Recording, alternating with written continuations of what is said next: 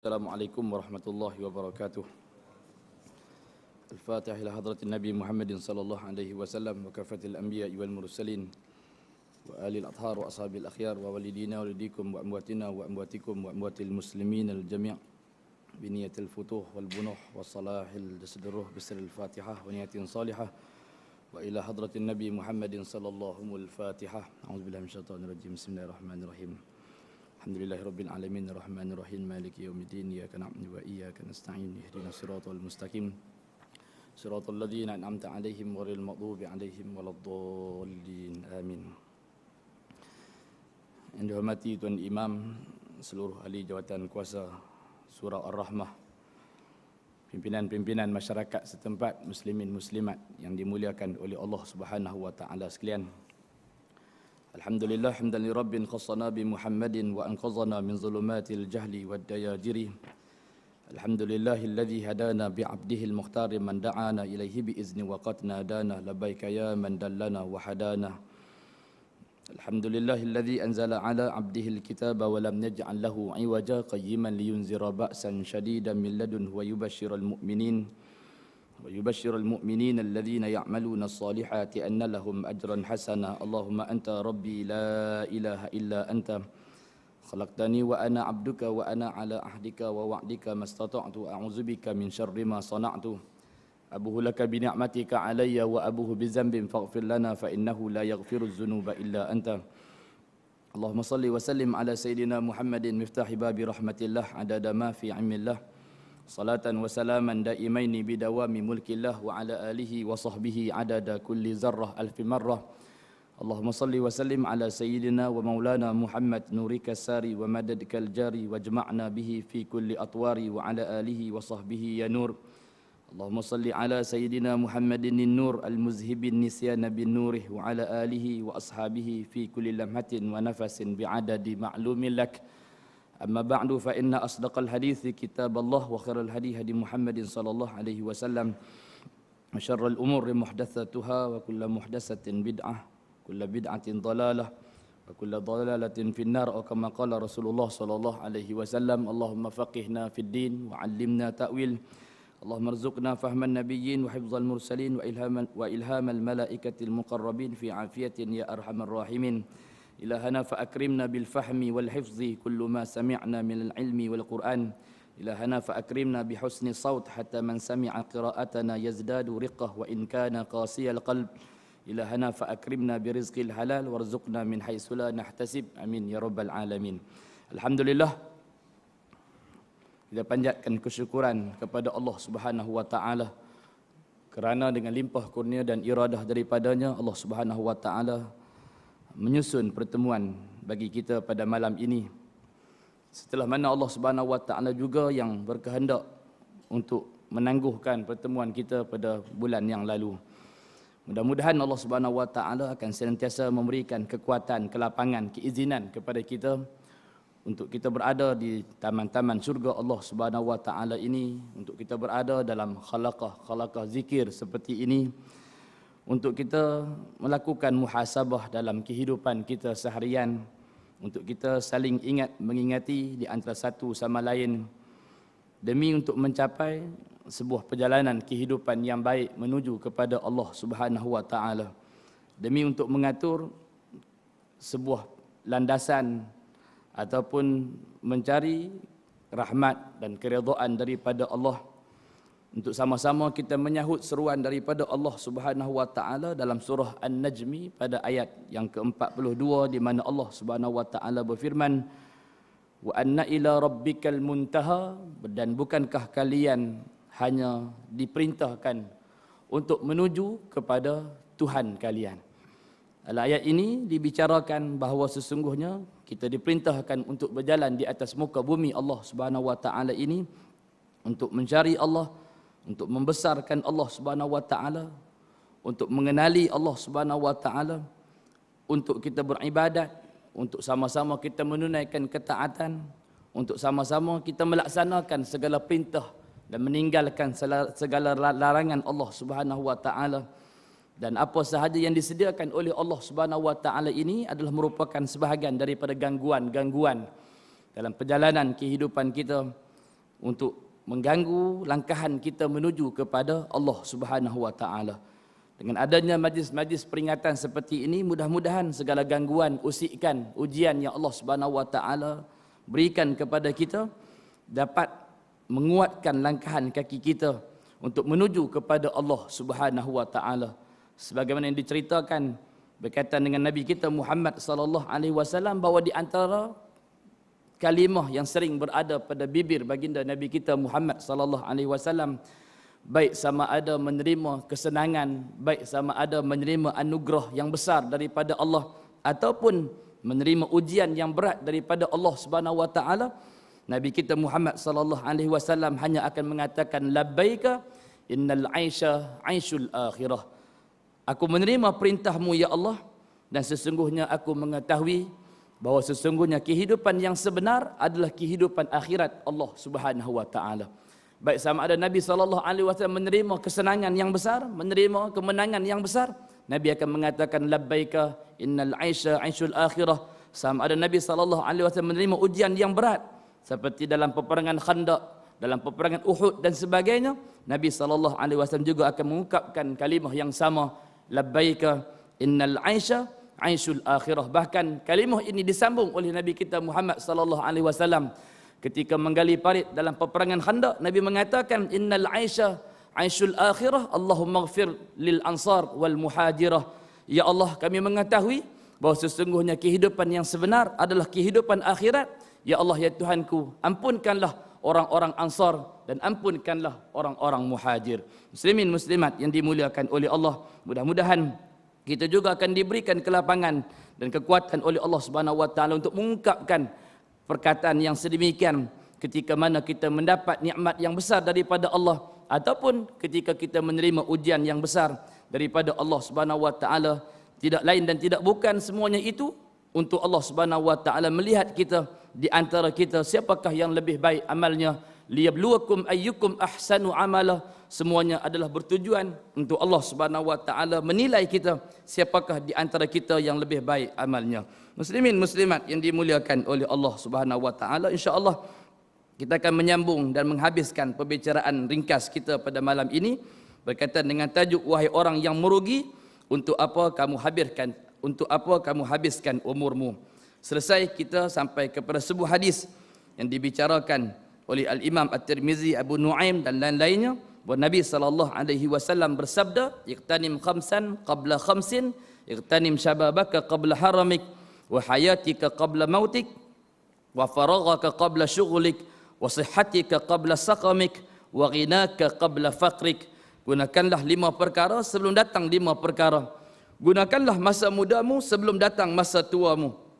Gunakanlah masa hidupmu sebelum datang masa kematianmu. Gunakanlah masa luangmu sebelum datang masa sibukmu. Gunakanlah masa sihatmu sebelum datang masa sakitmu. Dan masa kayamu sebelum datang masa miskinmu. Muslimin muslimat yang dimuliakan oleh Allah, hadis yang masyhur yang boleh kita jadikan sebahagian daripada muhasabah kehidupan kita seharian berjalan di atas muka bumi Allah Subhanahu wa taala ini. Mudah-mudahan ianya akan memberikan sesuatu yang bermanfaat, yang akan memberikan satu nilaian yang besar bila kita dibangkitkan di akhirat Allah Subhanahu wa taala. Sambung balik di bawahnya, cuti musim semi telah datang dan telah tiba untuk putera-puteri kita dan untuk para guru lelaki dan wanita. Cuti musim semi adalah waktu cuti yang biasa diperolehi oleh manusia, akan tetapi ia bukanlah waktu cuti menurut Allah, Tuhan langit dan bumi. Tidak ada istilah cuti dan berehat bagi orang Muslim sehinggalah kedua-dua telapak kakinya melangkah masuk ke dalam syurga Allah Subhanahu wa taala. Ini sebahagian daripada petikan yang diambil daripada menyingkap kata-kata Abu Bakar As-Siddiq radhiyallahu taala anhu ketika beliau menjadi satu orang yang sangat sibuk dalam beribadatnya kepada Allah Subhanahu wa taala, menjadi orang yang seolah-olah tidak pernah puas dalam ketaatannya kepada Allah Subhanahu wa taala, sehingga diminta kepada Abu Bakar untuk beristirahat, diminta untuk kepadanya untuk mengurangkan puasa sunatnya, mengurangkan salat malamnya dan sebagainya. Maka kata Abu Bakar As-Siddiq radhiyallahu taala anhu bahawa sesungguhnya aku tidak akan pernah berhenti untuk beribadat dan menyembah Allah Subhanahu wa taala. Aku tidak akan pernah berhenti untuk menunaikan salat malam. Aku tidak akan pernah berhenti untuk memperbanyakkan puasa-puasa sunat, melainkan setelah kedua-dua telapak kakiku menapak di dalam surga Allah Subhanahu wa taala. Bila hal yang demikian sudah berlaku, barulah kata Abu Bakar, akan terhenti ibadah aku kepada Allah Subhanahu wa taala. Muslimin muslimat yang dimuliakan oleh Allah. Jadi kita tidak memiliki waktu cuti dan berehat. Manusia boleh memberikan kepada kita cuti, liburan dan rehat. Akan tetapi Tuhan manusia berfirman dalam surah Al-Hijr ayat yang ke-99. A'udzubillahi minasyaitonirrajim. Wa'bud rabbaka hatta ya'tiyakal yaqin. Dan sembahlah Tuhanmu sampai datang kepadamu, yakni ajal kematianmu. Jadi tuan-tuan, kita melihat inilah seruan untuk kita sama-sama merenungi dalam kehidupan kita seharian. Berapa banyak waktu yang kita ambil untuk beristirahat, waktu yang kita ambil untuk kita bercuti, untuk kita menenangkan diri kita dan sebagainya daripada kesibukan kita seharian. Namun adakah di sana juga kita memerhatikan bahawa kita juga lalai daripada perintah Allah, kita juga alpa daripada peringatan Allah Subhanahu wa taala, dan mungkin juga kadang-kadang dalam percutian kita mengerjakan kemaksiatan dan kemungkaran kepada Allah Subhanahu wa taala. Di sana kita memilih untuk bercuti atas alasan untuk kita rehatkan diri kita. Namun dalam hal yang sama kita meninggalkan perintah Allah. Dalam hal yang sama kita juga telah menunaikan dan telah melakukan perkara-perkara yang telah ditegah oleh Allah Subhanahu wa taala. Dan inilah ayat yang boleh kita jadikan sebagai satu dalil, sebagai satu muhasabah dalam kehidupan kita. Wa'bud rabbaka hatta ya'tiyakal yaqin. Sampai bilakah kita perlu memperbanyakkan salat? Sampai bilakah kita perlu untuk berdiri rukuk dan sujud kepada Allah Subhanahu wa taala sehingga ajal menjemput kita? Selagi mana nyawa masih lagi dikandung badan, selagi mana anggota yang diberikan oleh Allah Subhanahu wa taala ini masih mampu untuk bekerja dan memberikan layanan yang terbaik kepada ruh, sebagaimana yang telah kita bicarakan bahawa di antara perjalanan kehidupan manusia yang baik adalah wujud kerjasama yang baik di antara ruh dan juga jasad. Ketika jasad kita berikan kepadanya sesuatu yang bermanfaat, maka ruh juga perlu dihidangkan kepadanya perkara yang bermanfaat agar ianya seganding sebahu, agar ianya sederap, agar ianya bergerak sama menuju kepada Allah Subhanahu wa taala, agar jasad dan ruh ini dapat menjadi dua kepak sayap sebagaimana kata Al-Imam Al-Qushayri dalam kitabnya Risalatul Qushayriyah, agar ia boleh menerbangkan kita menuju kepada Allah Subhanahu wa taala. Kalau kita rasa kita dah sampai perjalanan kepada Allah, ya silakan tinggalkan perintah Allah dan tinggalkanlah suruhan-suruhan daripada Allah. Tetapi kalau kita masih lagi beribadat dalam keadaan kita masih belum mengenal Allah Subhanahu wa taala, kita masih belum meletakkan cinta kita yang sempurna kepada Allah Subhanahu wa taala, cinta kita masih lagi menyebal kepada makhluk-makhluk yang lain selain daripada Allah Subhanahu wa taala. Sedangkan disebutkan oleh Al-Imam Zakaria Al-Ansari dalam kitab Syarah Hikam bagi Al-Imam Ibn Ruslan menyebutkan sebahagian daripada syair-syair para salafus salih yang menceritakan bahawa sesungguhnya jika ada di dalam hatiku suatu bentuk khayalan dan mencenderungkan hatiku untuk melakukan sesuatu perkara selain daripada Allah Subhanahu wa taala, maka saya akan aku hukumkan diri aku sebagai orang yang murtad daripada ajaran Allah Subhanahu wa taala. Ini hakikat perjalanan kehidupan para salafus salih dalam mendidik diri mereka menuju kepada Allah Subhanahu wa taala. Setitik kelalaian yang menimpa papan hati kita, setitik noda yang menimpa diri mereka, akan dihukumkan diri mereka sebagai orang yang murtad daripada perjalanan menuju kepada Allah Subhanahu wa taala. Dan kita berada dalam keadaan yang selesa, kita berada dalam keadaan yang senang, kita berada dalam keadaan yang tidak perlu bersusah payah untuk menunaikan ketaatan demi ketaatan kepada Allah Subhanahu wa taala. Namun kita tidak mampu untuk menggelojakkan jiwa yang ada dalam diri kita. Kita tak mampu untuk membangkitkan kerinduan yang ada dalam diri kita. Kita buat tak tahu saja kepada perintah-perintah Allah Subhanahu wa taala. Kita abaikan sahaja tuntutan-tuntutan daripada ayat-ayat Allah Subhanahu wa taala. Kita letakkan berbagai pelbagai takwilan, kita letakkan pelbagai tafsiran untuk kita mengenetepikan apa sahaja yang datang daripada arahan Allah Subhanahu wa taala. Atas alasan itu, atas alasan ini dan sebagainya, dan sering kita bicarakan, sekiranya alasan itu mampu untuk kita bentangkan di hadapan Allah Subhanahu wa taala, maka silakan teruskanlah untuk kita berbuat sesuka hati kita. Jika dicabut perasaan malu dalam diri kita, malu kita kepada Allah Subhanahu wa taala, malu kita kepada Al-Quran, kalimah-kalimah yang terbaik yang diturunkan oleh Allah Subhanahu wa taala, sebagaimana Allah menegaskan bahawa sesungguhnya kami menurunkan kalimah-kalimah yang terbaik untuk dihidangkan kepada kalian. Namun dalam kalimah-kalimah yang terbaik yang menghiasi ayat-ayat Allah Subhanahu wa taala ini, kita masih mengatakan bahawa ada di sana kelonggaran. Kita masih mengatakan di sana masih ada sesuatu perkara yang boleh lagi ditafsirkan dalam bentuk yang pelbagai dan sebagainya, demi untuk kita meletakkan alasan agar kita tidak mahu menunaikan apa sahaja yang telah dibicarakan oleh Allah Subhanahu wa taala. Muslimin muslimat yang dimuliakan oleh Allah, sebab itu Allah Subhanahu wa taala mengingatkan kita daripada awal-awalnya.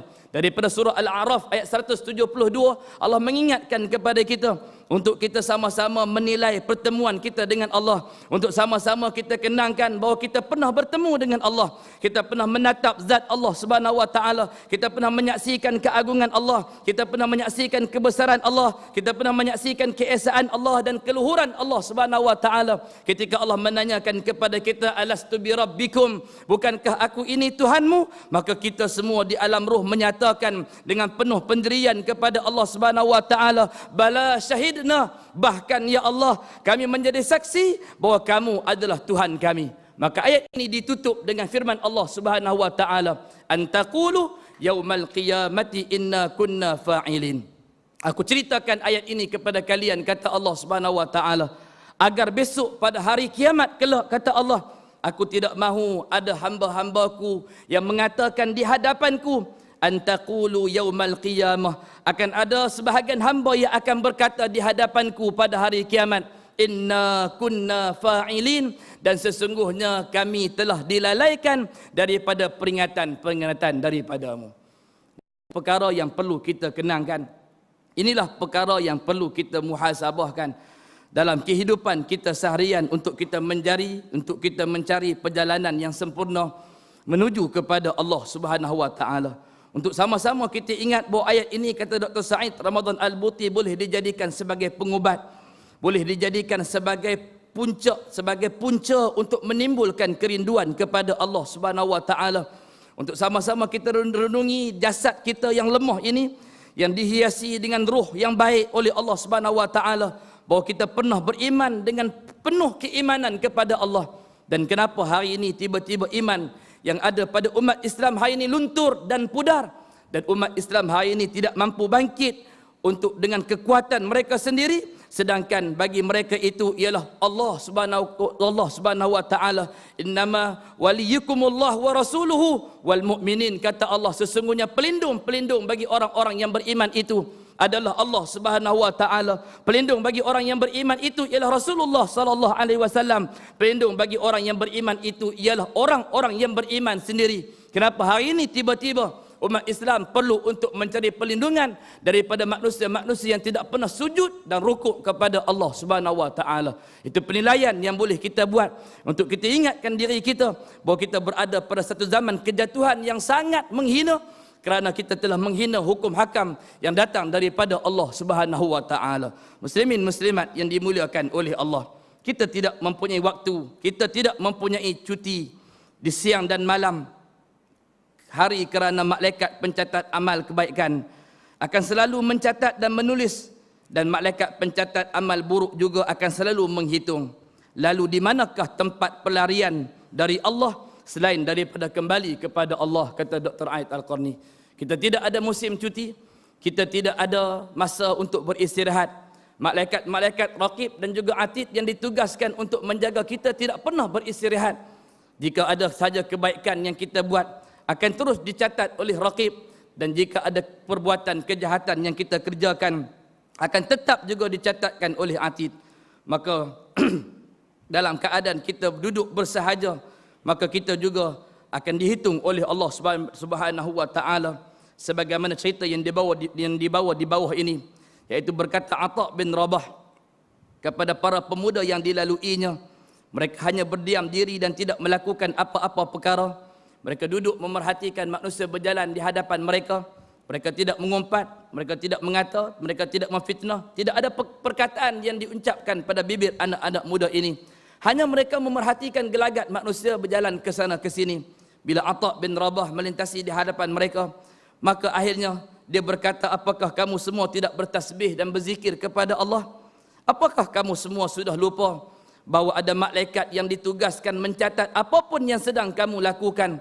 Apakah kalian sudah lupa bahawa Allah Subhanahu wa taala berfirman, in kullu man fis samawati wal ardi illa atir rahmani abda laqad ahsahum wa addahum adda wa kulluhum atihi yaumal qiyamati farda. Suratul Maryam ayat 93 sehingga ayat 95, di mana Allah Subhanahu wa taala berfirman, tidak ada seorang pun di langit dan di bumi kecuali akan datang kepada Tuhan yang Maha Pemurah sebagai seorang hamba. Siapapun kita, tuan-tuan dan puan-puan, setinggi manapun pangkat dan kedudukan kita, semewah manapun kesenangan yang Allah Subhanahu wa taala berikan, semiskin dan sefakir manapun kita di atas muka bumi Allah, sehina manapun kita di atas muka bumi Allah Subhanahu wa taala ini, kita semua tidak akan dikecualikan untuk tampil dan dihadapkan ke mahkamah Allah Subhanahu wa taala. In kullu man fis samawati wal ardi illa atir rahmani abda. Tidak ada yang di langit dan di bumi melainkan semuanya akan datang kepada Tuhan yang Maha Pemurah sebagai seorang hamba. Kita tidak akan datang kepada Allah Subhanahu wa taala sebagai saudagar yang berjaya. Kita tidak akan datang kepada Allah Subhanahu wa taala sebagai seorang penceramah yang petah bercakap. Kita tidak akan datang kepada Allah Subhanahu wa taala sebagai jawatan mufti, sebagai jawatan qadi. Kita tidak akan datang kepada Allah Subhanahu wa taala sebagai seorang perdana menteri, sebagai seorang menteri besar, sebagai seorang menteri, sebagai seorang ahli dewan undangan negeri, sebagai seorang ahli parlimen. Kita tidak akan datang kepada Allah walaupun dalam keadaan kita yang di-Pertuan Agong dan sebagainya. Tapi kita semua akan datang kepada Allah Subhanahu wa taala hanya dengan berstatus sebagai seorang hamba. Laqad ahsahum wa addahum adda, kata Allah. Dan ketika kita sampai di hadapan Allah, sesungguhnya Allah Subhanahu wa taala telah menentukan jumlah mereka dan menghitung mereka dengan hitungan yang sangat teliti. Menghitung apa? Menghitung amal-amal yang telah kita kerjakan. Menghitung semua daripada perjalanan hari yang pertama sehinggalah diputuskan rezeki dan ajal dikeluarkan daripada tubuh badan, roh dikeluarkan daripada tubuh badan kita. Daripada hari yang pertama kita mula menapak di atas muka bumi Allah, semuanya sudah berada dalam hitungan Allah Subhanahu wa taala. Akan dihitung dengan jumlah hitungan yang sangat teliti oleh Allah. Wa kulluhum atihi yaumal qiyamati farda.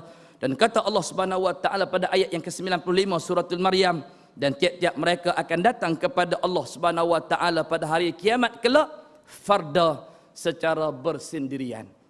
Kita tidak akan datang kepada Allah dengan sokongan kita. Kita tidak akan datang kepada Allah dengan dokongan kita. Kita tidak akan datang kepada Allah dengan jemaah kita yang ramai.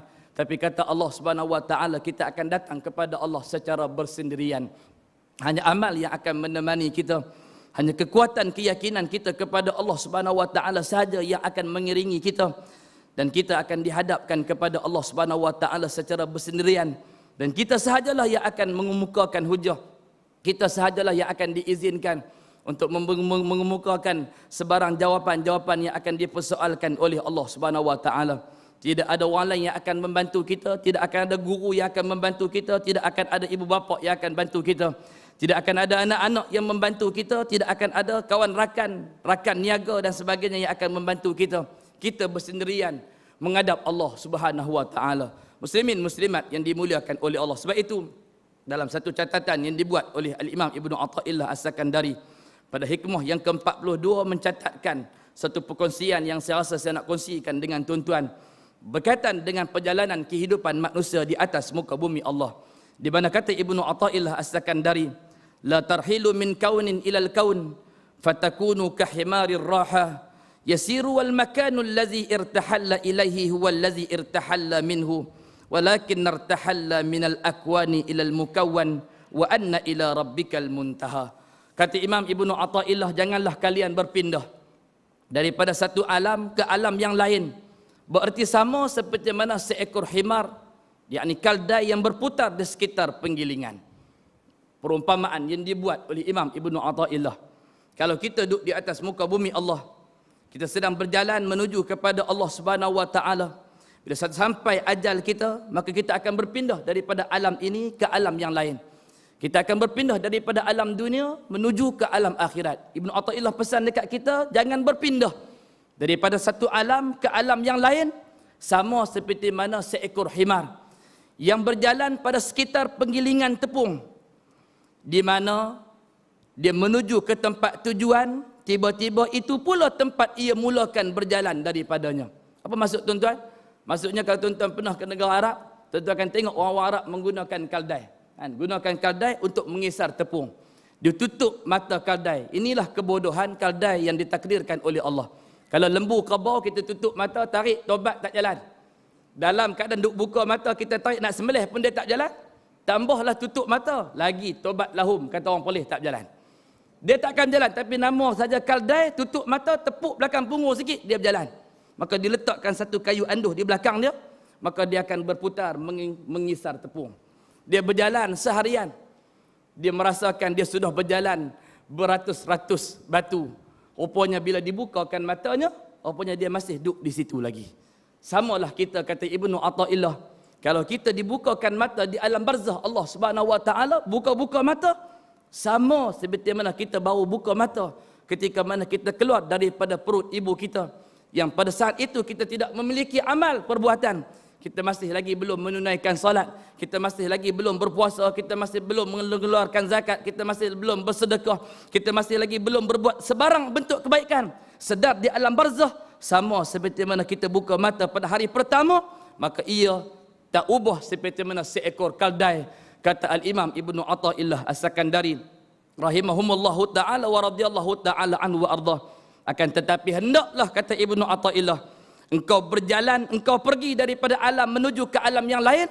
Dalam perjalanan kalian menuju kepada pencipta alam ini, yaitu Allah Subhanahu wa taala, sebagaimana firman Allah dalam surah An-Najmi pada ayat yang ke-42, wa anna ila rabbikal muntaha, sesungguhnya kepada Tuhanmu puncak segala tujuan.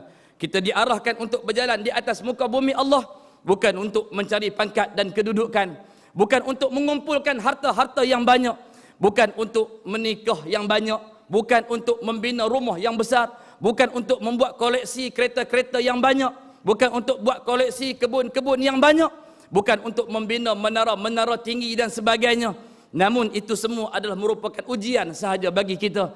Jika kita ambil semua itu sebagai puncak perjalanan dan meninggalkan perjalanan yang sebenar, iaitu mencari Allah Subhanahu wa taala, maka kita tidak akan ubah. Sama seperti mana seekor kaldai. Bezanya, kaldai memiliki suara yang buruk, manusia Allah Subhanahu wa taala hiasi dengan suara yang indah, suara yang merdu. Allah Subhanahu wa taala sumpah kepada kaldai, inna ankaral aswati la sautul hamir. Dan seburuk-buruk suara adalah suara kaldai. Kita gelak bila dengar suara kaldai, tapi kaldai juga gelak dekat kita balik. Hampa gelak kat aku pun, hampa lebih kurang macam dengan aku. Kalau hampa berjalan di atas muka bumi Allah, tidak menuju kepada Allah dan mengambil apa sahaja perhiasan-perhiasan dan keindahan serta kelazatan yang telah Allah Subhanahu wa taala sediakan untuk kamu.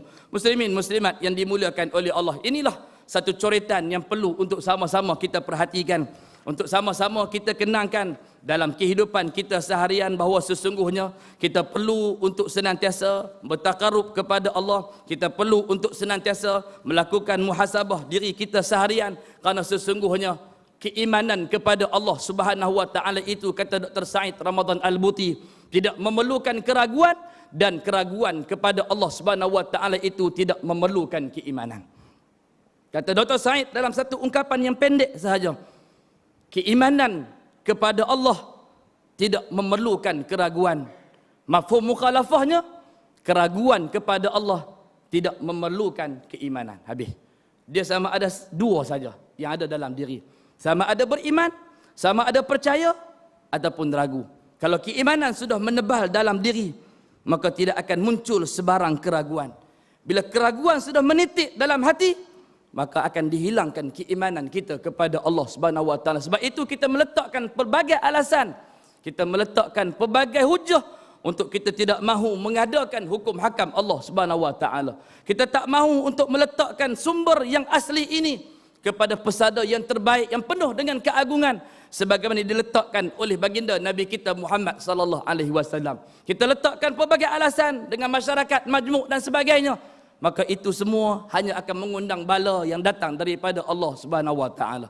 Jika mereka memahami apa yang kita ungkapkan, maka akan datang kepercayaan dalam diri mereka. Namun bila ada setitis keraguan dalam diri mereka, maka kata Dr. Said, mereka akan menolaknya untuk selama-lamanya.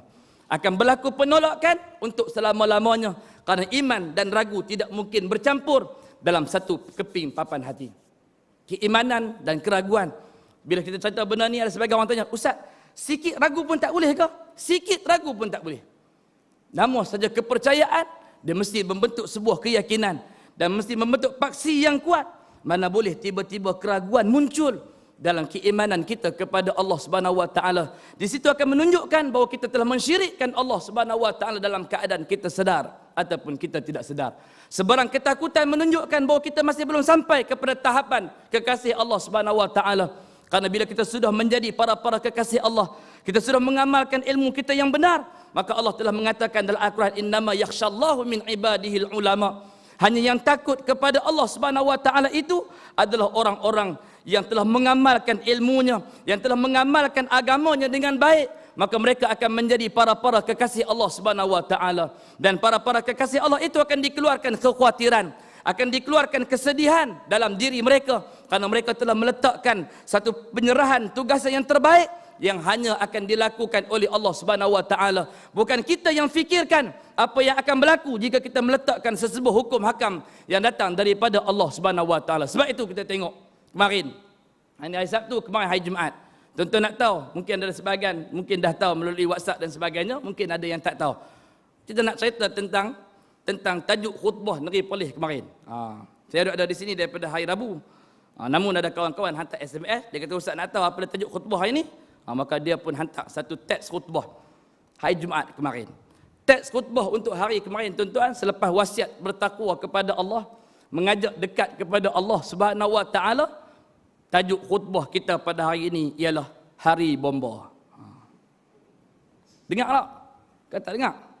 Sekali lagi, tajuk khutbah kita pada hari ini ialah Hari Bomba. Sempena Hari Bomba yang akan disambut di seluruh Malaysia, berang. Maka di antara intipatinya, perlu menghargai pengorbanan anggota bomba sanggup redah api, laut runtuhan bangunan, dan bukanlah untuk mendapat bintang dan pingat, tapi untuk berkhidmat pada masyarakat. Jagalah pilih bomba agar tidak selalu rosak dan boleh digunakan bila perlu. Yang ketiga, statistik menunjukkan panggilan kecemasan makin meningkat. Sampai bulan 4 saja ada 429 panggilan kecemasan palsu yang dibuat kepada anggota bomba. Yang keempat, dilitlah ahli keluarga kita agar tidak menyalahgunakan panggilan kecemasan 999 kerana mungkin boleh memudaratkan orang lain. Barakallahu li wa lakum fil Qur'anil azim. Kena tak kena, tuan-tuan? Gila ni sebenarnya, semua cerita gila ni. Kan? Tapi gila pun negeri kita juga kan. Tak buat macam mana? Ni keadaan yang berlaku. Punya takut, punya tak berani nak menulis artikel-artikel yang menarik untuk memberikan pengisian. Ni semua akan dituntut oleh masyarakat di akhirat. Masyarakat yang ada dalam yang tak diberikan kesibukan untuk dengar kuliah dan sebagainya, yang tak dapat untuk hadir kuliah subuh, yang tak dapat hadir untuk kuliah maghrib dan sebagainya. Kuliah kita pun 2-3 kuliah dah kena gam pula baru-baru ni. Jadi mereka hanya ada satu sumber saja untuk mendengar peringatan, iaitu khutbah Jumaat. Yang duk lena pun bangkit, tuan-tuan. Ada seorang kawan saya kata, Ustaz, saya lena dah, terlena. Dengar-dengar bomba, bomba apa ni? Tak jadi lena. Tak jadi lena pasal cerita bab bomba. Allahu Akbar. Ni tuan-tuan, siapa yang menyekat penyebaran maklumat? Orang Yahudi sekat? Nak barah Barack Obama mai baru ni sampai tak boleh nak tulis tajuk cerita apa langsung? Hari ni kadang-kadang kita menyalahkan orang. Tapi kadang-kadang yang menyekat, bagaimana kita putuskan pada awal-awal kuliah kita, bahawa yang menyekat kita bukan orang lain. Yang menyekat kita adalah orang yang sebangsa, seagama dengan kita sendiri. Membenarkan ucapan Nabi SAW 1400 tahun yang dulu. Yang akan halang kita adalah daripada min jiddatikum, daripada satu keturunan dengan kamu, daripada sebangsa, seagama dengan kamu, dan bukan orang lain yang akan menghalang pergerakan Islam pada hari ini. Kita sendiri yang menghalang pergerakan. Baiklah saya kata baik tajuk jangan curi harum manis. Tu lagi bagus. 3-4 orang dah tuan-tuan, yang cikgu kena tangkap pun ada. Cikgu yang ada gaji 3-4 ribu pun nak curi juga harum manis. Pasal harum manis lah dah sampai RM28 sekilo. Dah RM28 sekilo, tak payah nak makan dah tuan-tuan, tunggu buah hujung-hujung. 28 ni tak masuk sukma lagi. Bermula saja sukma dijangka dia akan pergi sampai RM35 sekilo. Pakat tak semayang belakang dah duk kira tunggu kebun harum manis. Aku 2 jam, hang 2 jam, aku 2 jam sampailah pagi esok. Semata-mata hanya untuk mengeluarkan produk yang baik daripada perhiasan yang Allah Subhanahu Wa Taala anugerah untuk kita. Saya kata di kampung saya, hari ini orang bandar lebih diberikan kelapangan oleh Allah. Orang kampung hari ini tuan-tuan, padi dah semakin hebat. 2 tahun dah boleh tuai 5 kali. Dulu padi setahun sekali. Benih semakin hebat jadi setahun 2 kali. Kemudian jadi semakin hebat setahun setengah 3 kali. Terbaru dalam tempoh 2 tahun ni, padi dah boleh tuai dalam tempoh 2 tahun 5 kali. Duk kira turun mengalar je. Habis naik ke botol, naik pula mesin padi. Naik mesin padi, tak nampak mesin padi, turun pula ke botol. Begitulah kehidupan masyarakat kampung diuji oleh Allah Subhanahu Wa Taala. Kuliah penyegan nak mampu nak ikut. Dalam kesibukan padi 2 tahun 5 kali, Allah bagi pula kepada masyarakat belah Perlis, terutamanya harum manis pula. Daripada sekilo 9, pergi sekilo 12, naik sekilo 15. Yang terbaru, harga hari ni depan Unimed Pau sekilo 28.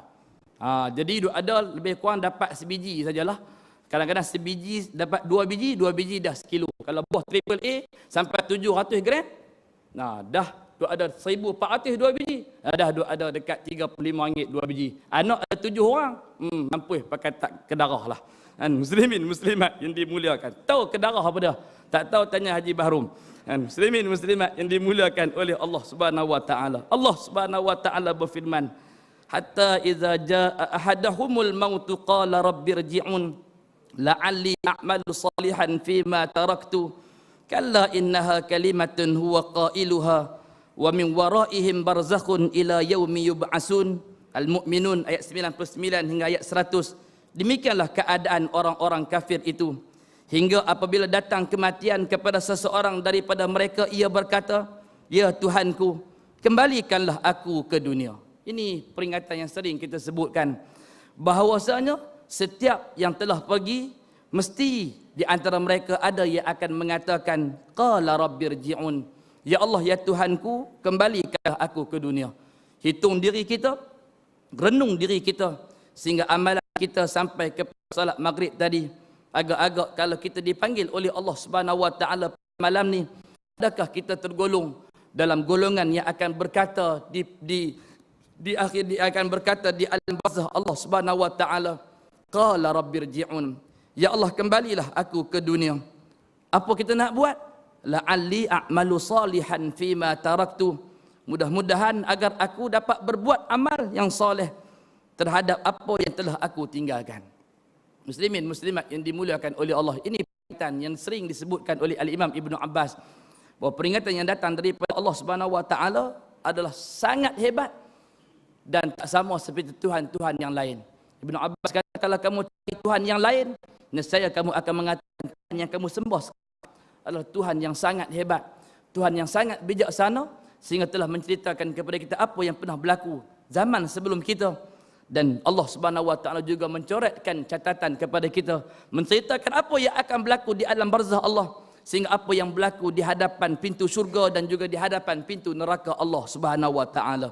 Renung diri kita bahawa kita bila kita sampai mati, maka akan ada golongan yang akan minta kembali kepada Allah, dan ada golongan yang sudah berpuas hati dengan amalnya, yang sudah berpuas hati dengan perjalanan hidupnya di atas muka bumi Allah Subhanahu Wa Taala.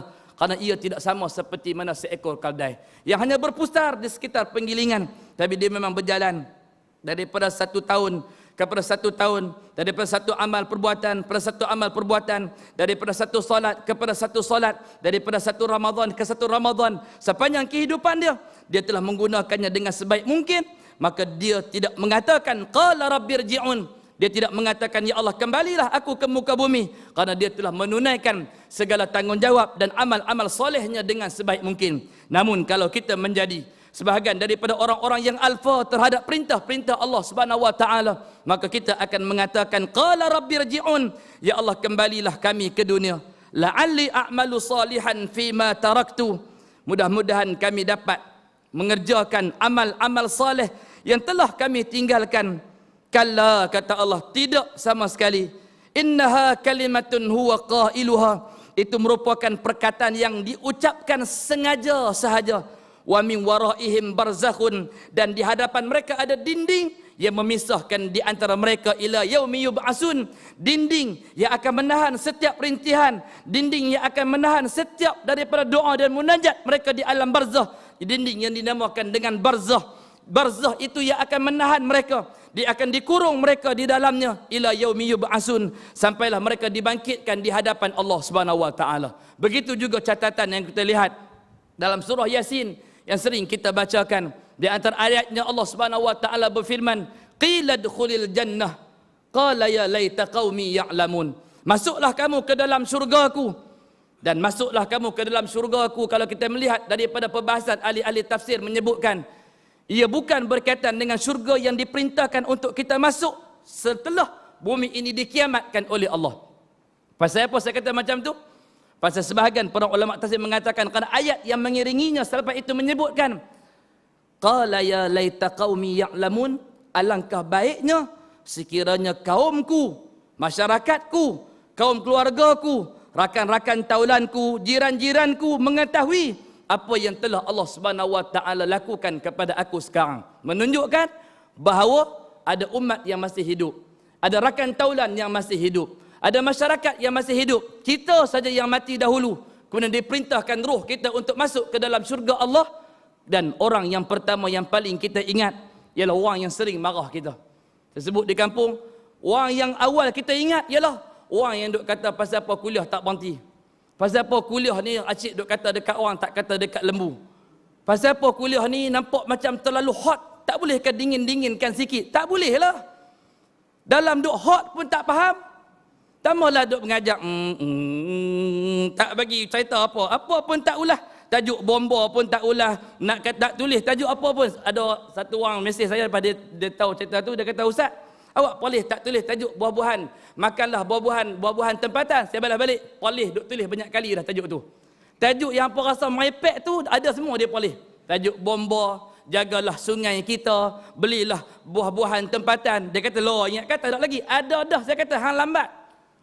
Hang lambat tahu. Ni semua tajuk-tajuk yang brief, tajuk-tajuk yang perfect untuk memberikan satu sinaran takwa yang terbaik untuk masyarakat Perlis agar terus tunduk saja sampai luku kambuh buang, habis tak ada apa. Selesai, sedap-sedap duduk dalam kubur Tuhan. Muslimin muslimat yang dimuliakan oleh Allah Subhanahu wa taala. Sebab itu selepas dia mati, jika rohnya diperintahkan untuk masuk syurga, orang yang pertama dia ingat ialah orang yang sering miscommunication dengan kita, yang tak minat kuliah, yang selalu tuang kuliah kita, yang selalu duk komen kuliah kita, yang buat tak tahu kepada peringatan kita. Mereka lah orang-orang yang terawal kita ingat. Sebab itu Allah merakamkan, dia kata apa? Qala ya laita qaumi, alangkah baiknya jika kaumku, yakni kaum yang tak bersama-sama dengan dia. Ketika dia duduk pulun pergi masjid, jiran tak ikut, rakan taulan tak ikut. Ketika dia pulun usung kitab pergi mengaji kuliah di masjid di surau, orang-orang di sekelilingnya, jiran-jirannya, adik-beradiknya kata tak apalah, hang pergi mengaji dulu, lepas ni aku ikut belakang dan sebagainya. Ini semua jiran-jiran yang terdekat.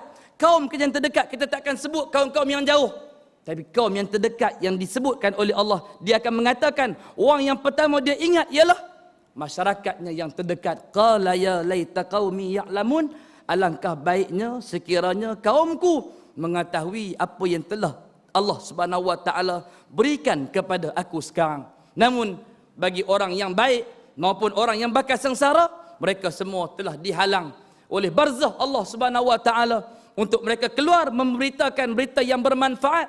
Yang akan menyampaikan berita yang bermanfaat adalah sesama orang hidup, dan bila disampaikan oleh berita orang yang sesama-sama hidup, akan ada orang yang akan menerima dan akan ada orang yang menolaknya. Muslimin muslimat yang dimuliakan oleh Allah, sedikit lagi perkongsian yang saya nak kongsikan dengan tuan-tuan juga berdasarkan pada hikmah yang sama.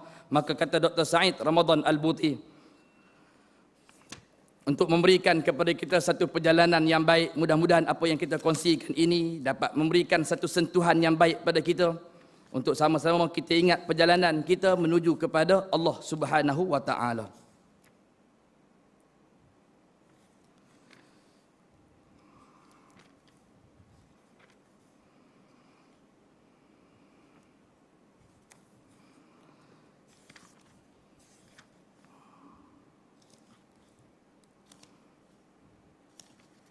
Bila nak berkongsi, hilang pula tempat baca.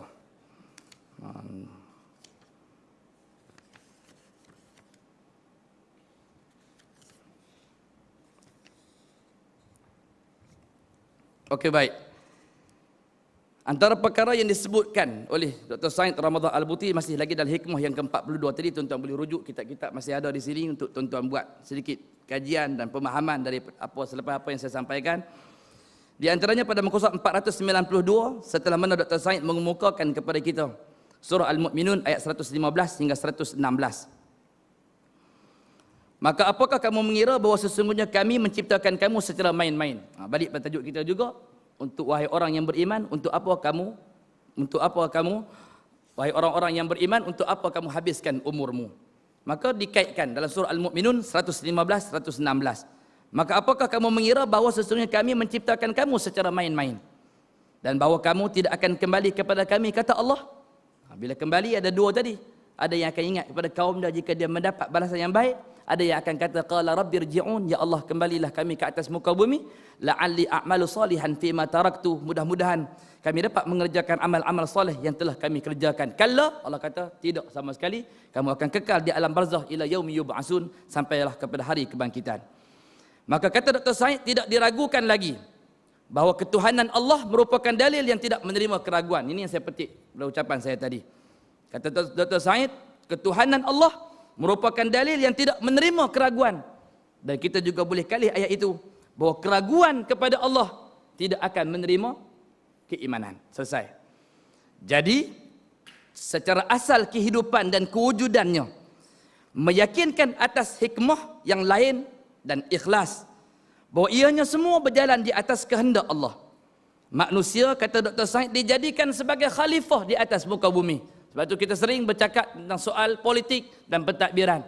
Karena besok, para pemimpin yang akan ditarik oleh umat bawahan, kalian yang menghumbankan kami ke dalam api neraka Allah Subhanahu wa taala. Dan rakyat bawah kita sering berikan kepadanya penerangan. Jangan kamu ikut sesuatu yang akan membawa kamu kepada humbanan ke dalam api neraka Allah. Dia kata, "Dok, ikut suka kami." Ya, ikut suka hampa, lakum dinukum waliyadin. Namun, kata Dr. Said, manusia telah dipilih oleh Allah untuk jadi khalifah di atas muka bumi. Tujuannya untuk Allah pilih manusia kenapa? Kata Dr. Said, yang pertama untuk memakmurkannya. Memakmurkan pakai pola otak kita sendiri, pakai kaedah perlembagaan kita sendiri? Tak. Memakmurkannya berdasarkan manhaj yang diradainya, dan kemudian menerapkan syariat yang diwahyukan. Itu tugasan manusia. Jin, iblis, malaikat, gunung ganang, bukit bukau, semua menolak amanah ini kerana apa? Kerana mereka takut mereka akan terabai daripada menunaikan suatu kehendak yang datang daripada Allah Subhanahu wa taala, iaitu memakmurkan bumi berdasarkan manhaj yang diradai Allah dan kemudian menerapkan syariat yang diwahyukan oleh Allah. Manusia saja yang tak takut, manusia yang angkat tangan, manusia yang rasa berani untuk menjalankan tanggungjawab amanah yang besar ini dan ditemplak oleh Allah. Innahu kana zaluman jahula, sesungguhnya manusia itu memiliki sifat yang sangat-sangat jahil dan sangat-sangat zalim. Selesai.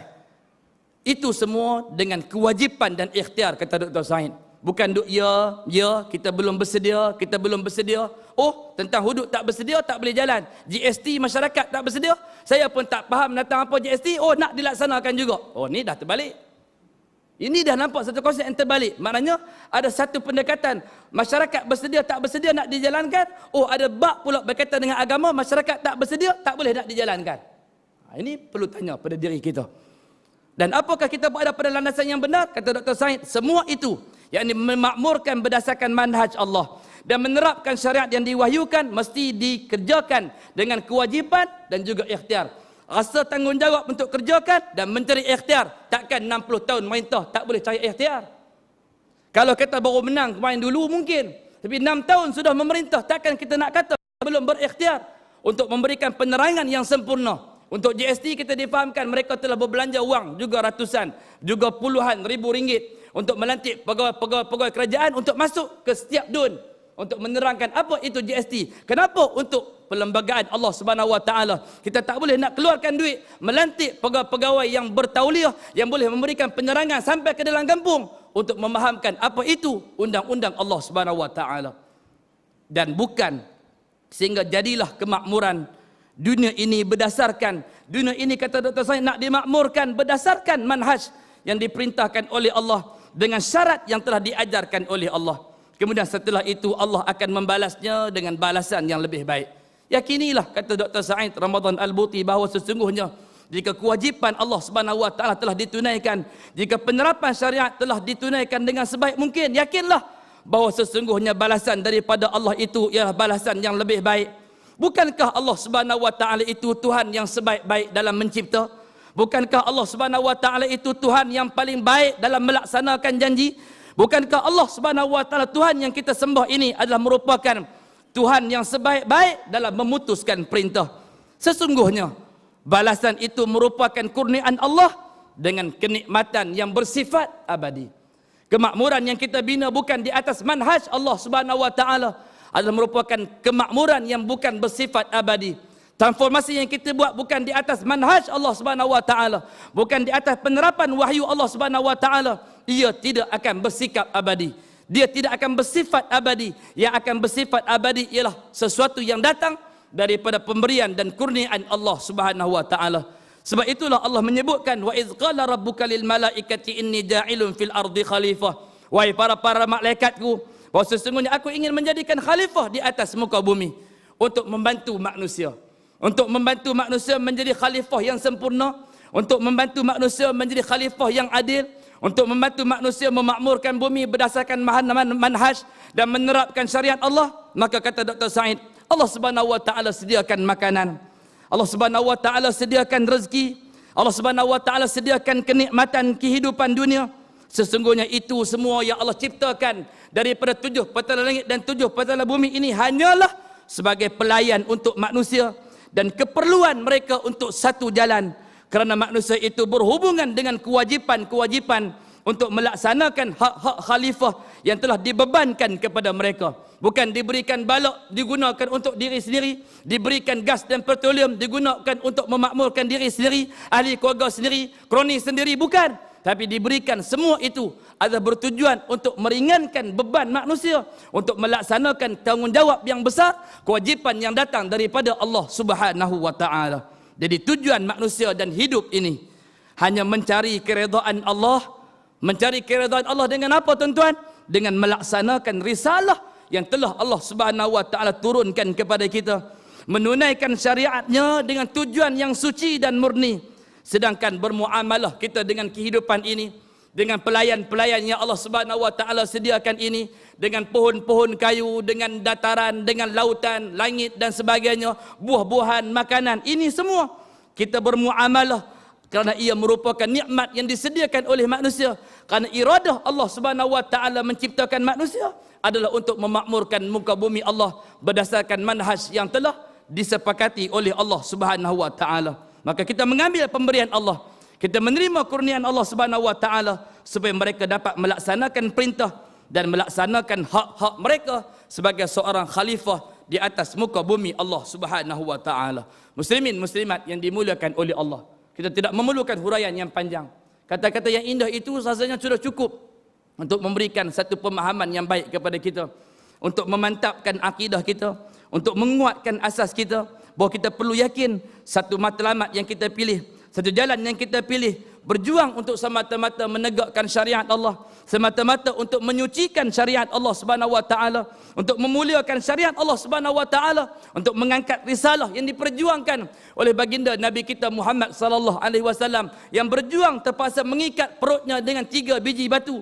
Ketika mana para sahabat datang mengadukan pada Nabi sallallahu alaihi wasallam, aku lapar ya Rasulullah, mengangkat jubahnya dan dia ada seketul batu pada perutnya. Nabi sallallahu alaihi wasallam mengatakan, aku juga lapar, dan Nabi mengangkat jubahnya, maka sahabat itu melihat bahawa di perut Nabi SAW sudah ada 3 ketul batu. Maka sahabat itu sudah mengetahui bahawa sesungguhnya Nabi SAW lebih lapar daripada dirinya, kerana dia baru lapik dengan sebiji batu, sedangkan Nabi SAW sudah lapik dengan 3 biji batu. Dan para sahabat meneruskan kerja dakwah mereka, terus menggali parit semata-mata untuk apa? Untuk memberikan kemenangan kepada Islam. Dan ketika mana dalam riwayat yang sahih menyebutkan, ketika para sahabat meletakkan cangkul mereka kepada satu bongkah batu besar, maka bongkah batu besar itu tak mau pecah. Karena kerasnya batu dihadapkan masalah tersebut pada baginda Nabi kita Muhammad sallallahu alaihi wasallam, maka Nabi sallallahu alaihi wasallam datang dan bercakap dengan batu dengan mengatakan, wahai batu, adakah engkau ingin menghalang syariat Allah Subhanahu wa taala? Wahai batu, adakah engkau ingin menghalang sebaran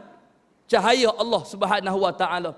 Maka dengan perkataan yang demikian, batu yang keras dan besar itu bila sekali saja dipukul oleh Nabi sallallahu alaihi wasallam dengan rembesan yang penuh dengan cahaya, maka dengan sekali pukul, maka batu besar itu pun pecah. Maka kata para ulama sirah, sedangkan batu tidak menjadi penghalang kepada Islam, takkan kita hari ini yang hidup atas muka bumi dalam cahaya Islam dan menganut agama yang mulia, tiba-tiba kita lebih teruk daripada bongkah batu besar yang dipecahkan oleh baginda Nabi kita Muhammad sallallahu alaihi wasallam dalam kisah penggalian parit Khandaq dalam peperangan Ahzab. Mudah-mudahan apa yang kita kongsikan pada malam ini ada manfaat dan kebaikannya, untuk sama-sama kita rundungkan diri kita, untuk sama-sama kita muhasabahkan diri kita, untuk sama-sama kita tingkatkan semangat, untuk sama-sama kita tingkatkan perjuangan kita, untuk sama-sama kita berada pada landasan yang baik untuk mencari Allah Subhanahu wa taala dan memuliakan agama Allah Subhanahu wa taala ini. Yang baik itu datang daripada Allah Subhanahu wa taala, kekurangan juga datang daripada Allah Subhanahu wa taala melalui kelemahan diri saya sendiri. Wabillahi taufik wal hidayah wal ridha wal inayah. Assalamualaikum warahmatullahi wabarakatuh. InsyaAllah kita akan sambung kuliah kita yang akan datang dengan tajuk kita yang baru, iaitu pembahagian pemuda ketika musim cuti panas. Saya ada satu